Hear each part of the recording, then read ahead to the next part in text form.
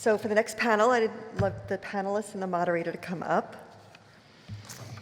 Our moderator is Ben Greenberg. He's a physician scientist who has led numerous seminal research projects and joined the FUS ecosystem to figure out where we can have a positive impact on patient care. And again, we have a very diverse panel ready to discuss these issues, from preclinical researchers to clinicians to engineers. And again, coming out of COVID, when there's heightened interest in the field of psychiatry, I think this session will be quite important in where we can have a positive effect on patients. So Ben, the floor is yours. All right. Thank you very much, Susie. You know, it's really interesting thinking about, could we have the first slide? Some parallels and some differences between okay, and we have our remote people. Excellent. Between epilepsy surgery and psychiatric surgery, and also the landscape in general. But we don't have a lot of time in this session, so we're going to move very quickly. I would like to say that psychiatric illnesses, including substance abuse, are responsible for probably 25% of years lived with disability across all illnesses, and that's probably worldwide. So it's a huge set of problems. They're different, though the circuitry, interestingly, can overlap. So let's go on to the next slide, please. Oh, actually, do I have the clicker?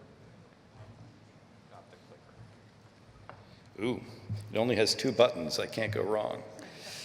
It takes a lot of collaborators with a lot of different fields of expertise. Dr. Noah Phillip, whom you'll hear from in a minute, is one, and he's highlighted in red. I don't have any relevant disclosures to this. Now, so for focused ultrasound, really, we're talking about high intensity and low intensity. In the psychiatric realm, I have no doubt that the low-intensity ultrasound is going to have the largest potential application, whereas high-intensity is going to be restricted for the more intractable patients. I'm going to skip over the parameter slides. They matter. And the mechanisms of action: thermal for ablation, non-thermal for modulation. There are a lot of things we can use this technology for. This reminds me of the early days of using transcranial magnetic stimulation, for example, which I did when I was down the street at the NIH, very close to here, as a probe, as a therapy, to help pharmacological targeting and to clear amyloid, which we heard about earlier. Why would we use it for neuromod? Just to talk about the neuromodulation application. It's non-invasive, should be reversible. We can target brain regions with good resolution from the skull without opening up the skull, which is revolutionary. We wonder about off-target activity and effects of anatomic variation, including in the skull, and the predictability and reproducibility of effects. Here's just an example from our work of targeting pathways. Here, the ventral capsule ventral striatum target for OCD, but has also been used in other illnesses. Safety questions are critical for both the ablative and non-ablative uses of this technology. And here are the issues that you've heard about already today, and we may touch on them in this panel. Any kind of injury that you could detect on a scan, on a neurologic exam, on a neuropsychological test. Psychiatric worsening is a possibility, and other side effects that are not unusual in any procedure. And there is an interesting question of the acoustic artifact, which would, again, mostly for neuromodulation applications, which can affect blinded studies. Our participants, actually, they're in alphabetical order here, but not the order we're going to present, they're going to present. And here they are. You'll hear about them again. I'll just mention where they're from. Rog Iron is from Stanford. Jean-Francois, or Jeff Aubry, is from the Physics for Medicine in Paris. Ranana Aitan is at the Brigham. Noah Phillip is at Brown University and the Center for Neurorestoration Neurotechnology at the Providence VA, and our own Center for Neuromodulation there. Ali Rezai is at the WVU Rockefeller Neuroscience Institute. And just to say that everybody working in this field stands on the shoulders of others, and some of the people who have been most responsible for some of the basic work that we're leveraging are here in this group, in this room. And our speakers today have published things, high-profile publications in a variety of areas, including neuromodulation using other techniques or deep brain stimulation. And I'll just go through them. Okay, and the burning questions we have are, what about safety for any particular use? How do we measure target engagement of the brain area and circuits that we're most interested in? And how do we develop both the stimulation methods and the ancillary technologies such as neuronavigation or modeling to aid deployment, especially in the clinic? And with that, I'm going to ask Jeff Aubry to discuss. Thank you. Can I have remote control, please? Yes. You're going to control your own stuff. Thanks. All right. So I've been asked when I was what is passionate to me in this field, and it's simply to contribute to provide a novel treatment for patients for psychiatric disorders. And first question is how to induce a strong target engagement. So I encourage you to go and see this video that we recorded recently, where we showed that it was actually possible to induce a strong modulatory effect on patients by targeting deep targets. And I would like to emphasize here that we benefited from the high precision of the InsightX system to compensate for the aberration correction and somehow ensure that we were targeting the target that was intended. And so our goal as physicists is to provide the tools to achieve such a neuromodulation. So we did it with the InsightX machine. It's also possible to do it with lighter devices, and we can use lens aberration corrections. There's been some published results on neuromodulation. You see, without correction, you might have a shift in the focus, and by using the lens, it has the potential to actually make sure that you are actually able, despite the effect of the skull bone, to compensate for the aberration correction and make sure at least that you reach the intended target. So currently 2 ways to do it, either multi-element arrays with the InsightX machines, it's an example, or lens-based focusing, so a single element transducer in front of which you would fix a lens. So the thickness is adjusted to compensate for the aberration of the skull. So to me, I would think that the how to reach the target is now, we have technological answers. And to me, the burning question is, what is your target? What would be for you the best target to actually benefit to patients who suffer from psychiatric disorders? There's a wide range of possible targets in the brain. There's been actually a very interesting video that I can encourage you to watch here at the symposium from the Rockefeller group targeting the nucleus accumbens. So we are very, keen to listen to what would be the best target. We will make sure that we address this target, but also do you wish to excite or suppress activity at this target? And this will have also an impact on the choice of the ultrasound parameters that we as scientists will try to provide to you. Thank you. Okay. All right. Can you pass the, Sure. All the way down? This is going to be fun. And back to me. There we go. That works very well. Good. All right. Well, thank you very much for the invitation. As you heard from the introduction, so I'm a psychiatrist, and I'm coming into this space having worked in transcranial magnetic stimulation and other forms of non-invasive brain stimulation. And not to put too fine a point on it, but one of the things that's most exciting for me coming into this ecosystem is seeing the potential for a reversible, non-invasive form of deep brain stimulation for psychiatric illnesses. We could even talk about this more later at the advocacy panel in a bit, but the disability associated with psychiatric illnesses really cannot be overstated.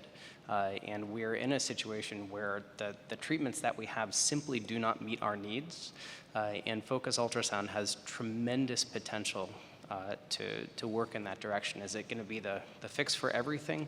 One can hope, but it certainly is going to get us in the right direction. So it's been within that space. There we go. So we have an ongoing study right now. So we're using low-intensity focused ultrasound. We're using the Brain Sonics device applied inside this scanner, where we're sonicating either the right amygdala or, in a counterbalancing controlled fashion, the contralateral somatosensory cortex. For those of you who are interested in the methods, there's a lot more in my recorded talk, so I won't go into that here. But a few things just to underscore, and the idea that we can be reaching a subcortical area that is so related to so many different psychiatric disorders it's unprecedented. And if we're able to show that we can modulate that area, it opens up a tremendous number of possibilities, not just in terms of depression or anxiety or post-traumatic stress, but a whole host of others. So what we're doing, we have three primary goals, really, and the first and foremost is safety, and you've heard that emphasized a few times here. We're using an energy that's within the FDA's limits for diagnostic ultrasound, but truth of the matter is when we focus it and we put it into deep brain regions and we go through the middle cerebral artery and we're immediately adjacent to the circle of Willis, we want to make sure that things are really safe.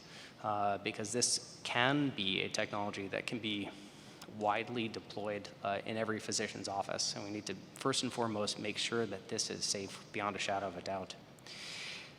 The other things to emphasize is that we're starting really within the MR environment. And that's not because that's where this technology is going to go. That's not what hopefully we'll be using in some odd years, but that's where we can do some really causal research. So if we do see changes, we know that they are related to what we're doing. There's no extrapolation, there's no interpolation. And that's very, very important. And again, developing actually the use, this is one of the wonderful things about the physics of all this is we don't have to worry about magnetic or electrical fields within the magnet. Now we have acoustic forces that we can leverage and we can really use. So this is work that's it's funded from NIMH, supported by VA, and under a first-in-human IDE from the Food and Drug Administration, and now also generously supported by the foundation, which I am tremendously appreciative. In terms of just one other slide to show you. So just to give you some screen, so this is an ongoing study. I'm not going to get ahead of the data in terms of clinical outcomes. We've done 4 people. We've been doing this for not quite a year yet. So it's ongoing, and there'll be a number of different phases that we're going to do depending on if we see or don't see safety signals. But just so I can show you a little bit of data here.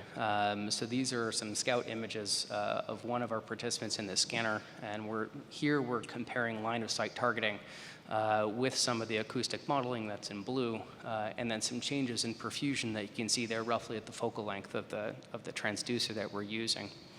This is one participant, don't extrapolate too much, but it reminds us the sort of things that we're looking at, and also reminds us that one of our core challenges is going to be developing some sort of biological readout that's going to let us know where the beam is going when we're using low-intensity focused ultrasound. We don't have thermometry, right? We don't have all of the other things that we could use and the things that we've been hearing about in this conference thus far.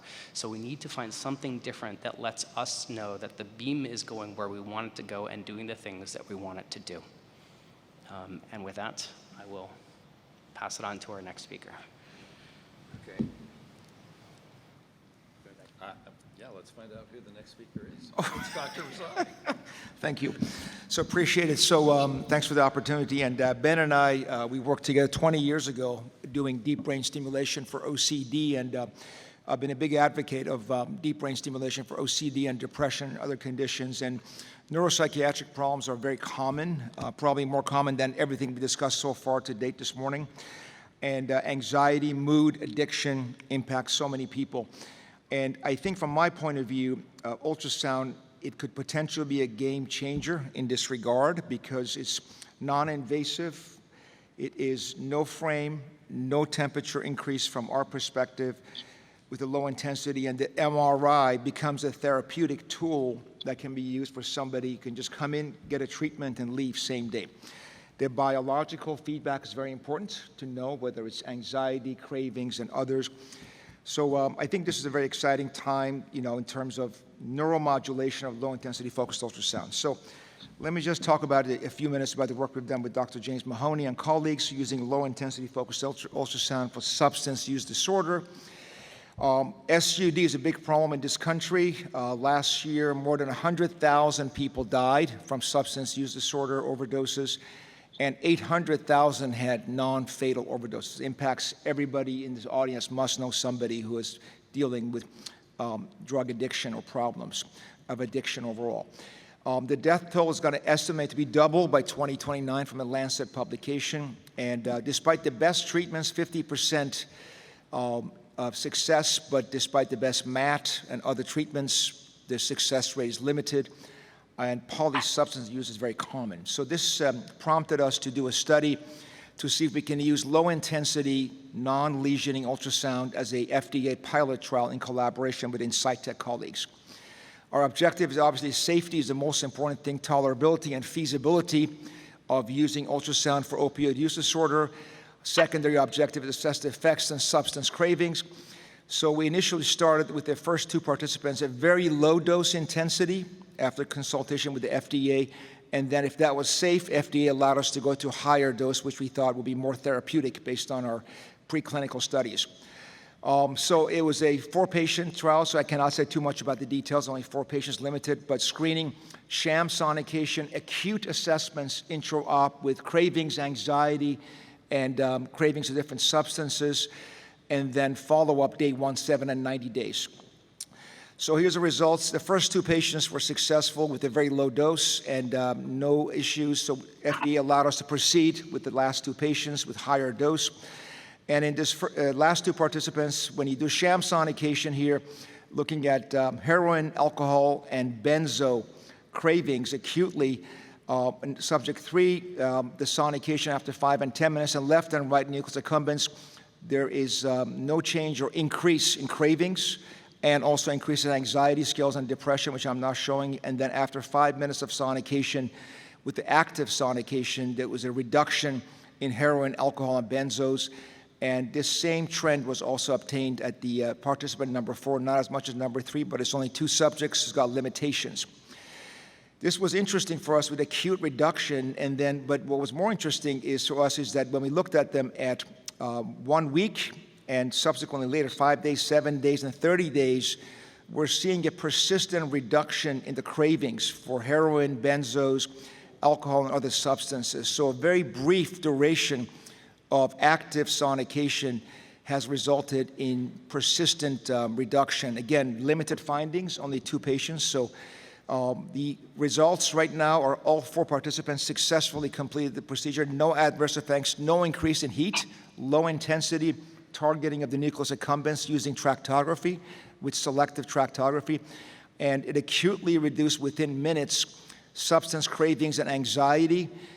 It may have prolonged effects, and next steps, we got approval from the FDA with inside the collaboration to do a larger study, investigate dosing, timing, whether it's acute, subacute, and long-term effects. And there's a lot of things that need to be studied, but it's encouraging. Thank you. All right, that's a quick, pass. Okay, now on Zoom we have Ranana Tan. Please take it away. Hi, everybody, and thanks for the invitation. I'm sorry I can't be with you today. I want to speak about implementation of advanced surgical neuromodulation in psychiatry. Ben, can you please help me with the slides? Okay.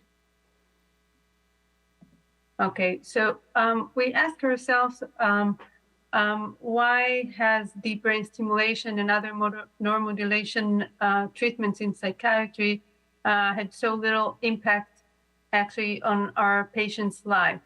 And we speak a lot about the lack of belief in biology of psychiatric disorders. We speak about the social stigma surrounding psychiatry, ethical concerns, but I think that we mainly don't have enough first-class clinical research in this topic. Next, please. So we make a real effort in the field of psychoeducation, but I think that we need more research data, more standardized clinical trials and systematic follow-ups. So I have to admit that in my work, I was very focused on very cool electrophysiology and finding like new things about the or biomarkers for OCD, for example, at the subthalamic nucleus. But I think that we, as a community of clinicians and researchers, we have to focus now on just giving our patients the real evidence that these simple treatments actually work, because today we don't have that. So we work together with the Focus Ultrasound Foundation, with the Insightic people, to establish a new study. Ben, can you show the next slide, please? So this is we try to make it a very simple study, focusing on OCD, capsulotomy for OCD. We have 2 stages in this study. The first stage is a safety study. We plan to treat 10 patients with severe OCD symptoms with a Y-box score of 28 and more. And we will have this stage as a patient's own control study, which means that we'll give the patients the best medical treatment for 6 months, and then we'll have the focused ultrasound capsulotomy and follow-up of a year. And with the safety data, we hope to move to the second stage of the study, which will be an efficacy study. This is going to be like with many centers. The first centers are going to be Harvard and Stanford, but for the second stage, we plan to organize a multi-center study. And then we'll have a real randomized sham-controlled double-blind study that we actually need to prove that the simple capsulotomy for OCD actually works for focused ultrasound, and that's going to be 56 patients with moderate to severe, not the most severe patients, but moderate to severe OCD patients, and they will get a sham treatment or focused ultrasound capsulotomy. We'll have a follow-up of a year, and then the patients in the sham group will not get better, will get also real procedure. So that protocol was recently approved by the FDA. It took us a long time to get this approval, and we hope to start this study soon, and we hope that we'll have a lot of collaboration inside the US and outside the US for this study. So this is for now. Okay. Is this on? Testing? And there we go. All right, so now we have some time for discussion. Rog. No, we don't. We have time for you. But when I turned the next slide, there was nothing there. Should we have some slides? No, I did not get slides in on time Ah! for that. All right, well, I could, so you're going to have to act out your slides, Rod. Go ahead. well, I could say briefly. I mean, well, part of the reason I guess we don't have slides is that we're not in clinical trials yet for our technology. But what we are funded and what we just submitted documents to the FDA for pre-IND for is our technology for ultrasound targeted drug delivery from nano encapsulations of different drugs that are ultrasound sensitive, and that upon ultrasound irradiation, the formulations release the drug of interest. And, you know, assuming all goes well, knock on wood, in about a year's time, maybe year and a half, we will be initiating a first-in-human trial for two different compounds in two different scenarios. The one most relevant for this session is that we're going to target ketamine delivery to the anterior cingulate cortex of patients with chronic pain as a riff on ketamine's current FDA-approved usage as an antidepressant. But the idea being that the anterior cingulate seems to be a critical mediator of ketamine's putative action in the setting of chronic pain.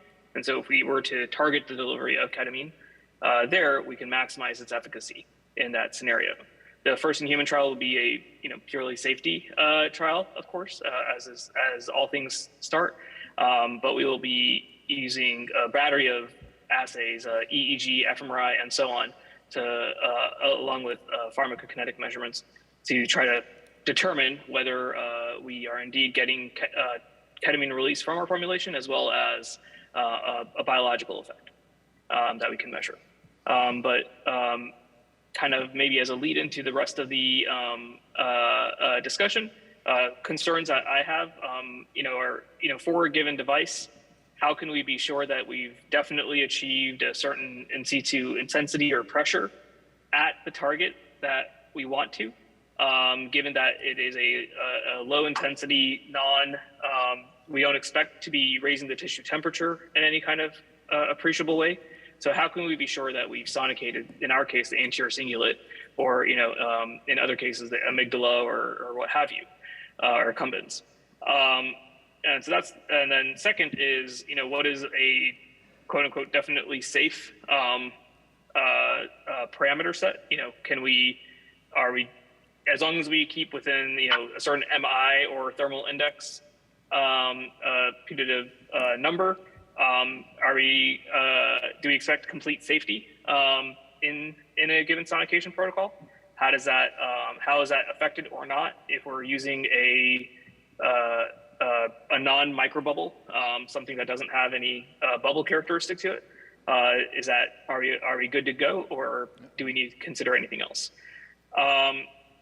So those are my main questions, and looking forward to, and I guess the final kind of question I have is, what outcome measures from a biological standpoint are most relevant in the psychiatric context that we should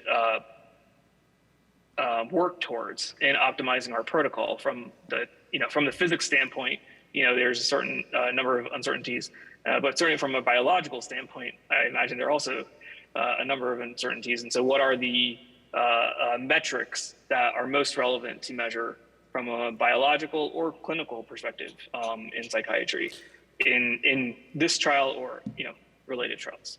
Okay, well, we have started with the questions. I think I'm going to ask Jeff to answer question one. How do we know that we're going to get the biologically active intensity or pressure at the target? That's a tough one. I had to ask somebody. Yeah. Well, we're making good progress in simulations, in estimating the effect of the skull bone, both in terms of dephasing, but also in the transmission coefficient. And we're almost there. But of course, some validation is still needed to validate all those models. so far we rely on this. The only thing is that it might not be the top priority right now, because we just don't know yet what needs to be delivered in order to achieve an effect. Right. So we will have a learning curve. In our case in Paris, for neuromodulation, to stop tremor, for example, even though we did our best to achieve the same pressure amplitude for all patients, they did not have the same reactions. And so obviously there is dependence, at least on the state of the patient, and some would respond more or less. So we will clearly have a learning curve.